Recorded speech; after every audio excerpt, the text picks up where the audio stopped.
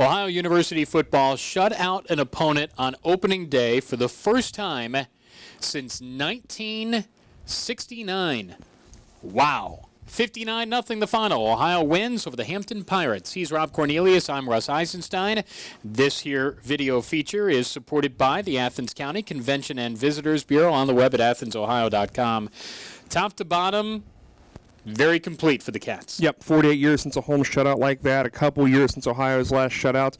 Big picture, a complete effort. Offense good, you ran the ball a ton, talked about the rushing game being the focus of this preseason, certainly was today, and the defense looked no different than last year. Gave up seemingly under 2 yards of play for most of the game, especially against the run. With 5 rushing touchdowns? Seven. Seven First time to have 7 rushing scores for an Ohio team since 2002 and 2000. Big numbers, but expected tonight, and he did it. Didn't have a lot of big plays either. No. Only one Ohio play over 23 yards. Multiple quarterbacks played. Quentin Maxwell and Nathan Rourke, and both graded out fairly well. Yeah, both did. Both consistent throwing the ball, high percentage completion rate, nothing deep really. But you look at it, Rourke got in the end zone 3 times, running the ball, ran a lot more speed option when he was on the field. But Ohio extremely effective, essentially 10 or 12 carries each for your top 3 running backs. Quarterback gets involved, really were hard to stop for 60 minutes. And we asked Frank Solich about it in postgame, and he did say that Quentin is the starter moving forward, but he did want to play Nathan Rourke a lot, and he was successful in commanding that offense. Defensively, again, you have to look at these numbers and grade them out in maybe a different way, just based on the opposition you're playing, a 1AA opponent. Hampton picked 5th in their own league, so you have to think about these numbers and evaluate from that glass and that lens. But still, it was incredibly impressive. Yeah, Ohio performed, got 6 consecutive stops, forced 6 consecutive punts out of Hampton in the first half, forced their punter to participate 12 times. That's a lot. That's way too many. That really shows what this defense did.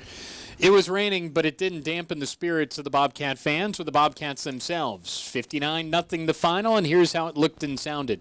If the numbers are accurate, it's their quarterback, and a draw that's snuffed out on play number 1 by Cleon Alosi back of the 10. Hampton 16. Maxwell takes a snap, play action, double clutch, throw to the right side, caught by Poppy, drives on the sideline, got past his defender, but did he stay in bounds? He got to the end zone, they signal 6 for the Cats.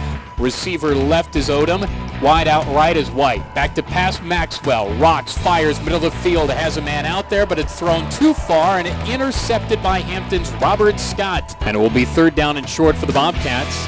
And they'll try Dorian Brown to the right side, sprints, stretches his legs to the 50, pulled down by the shoulder pads inside the Hampton 45. Tiny running backs in the back. Back to pass, Delman Williams throws it left side, coming back for the ball and making the catch as Wolfolk got a first down along the left side boundary and down at the 50-yard line.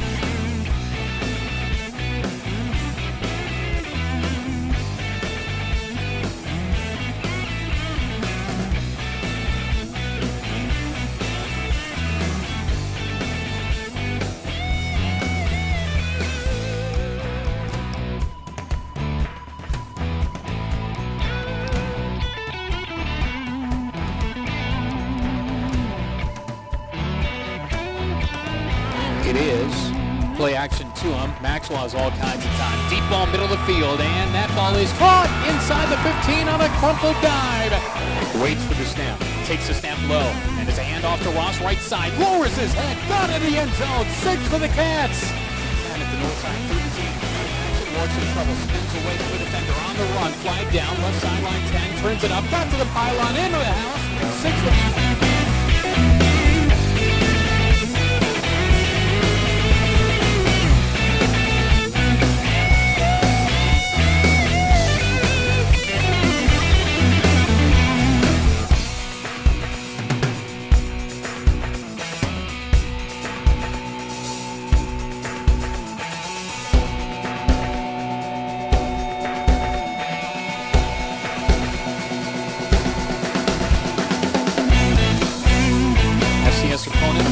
Opening night, and it's a handoff running left side. Dylan Weirs bounces it outside and into the south side house for 6.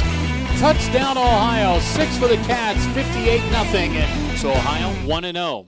They weren't 1-0 last year, and they thought about that. Ohio is now 8-5 in Frank Solich openers and a perfect 12-0 against FCS competition.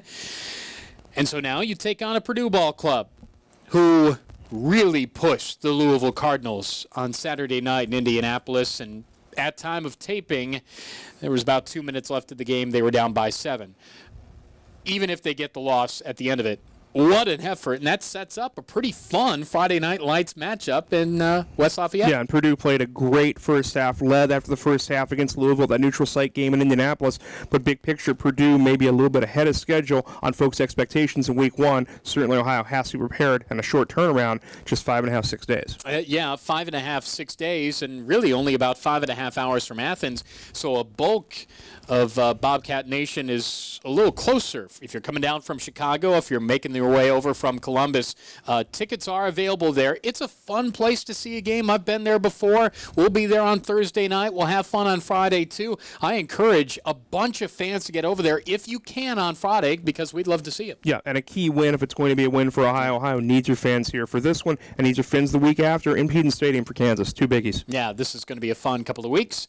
We had fun tonight. It was a good fun broadcast. Good fun broadcast. Good fun broadcast. All the best kind. Fun TV broadcast stuff with football and sports. Stuff. Yeah. 59-0 the final score. Ohio wins over the Hampton Pirates. He's Rob Cornelius. I'm Russ Eisenstein. We've been presented by the Athens County Convention and Visitors Bureau on the web at AthensOhio.com. For Jason Chapino and his entire Bobcat TV gang, this is Bobcat TV.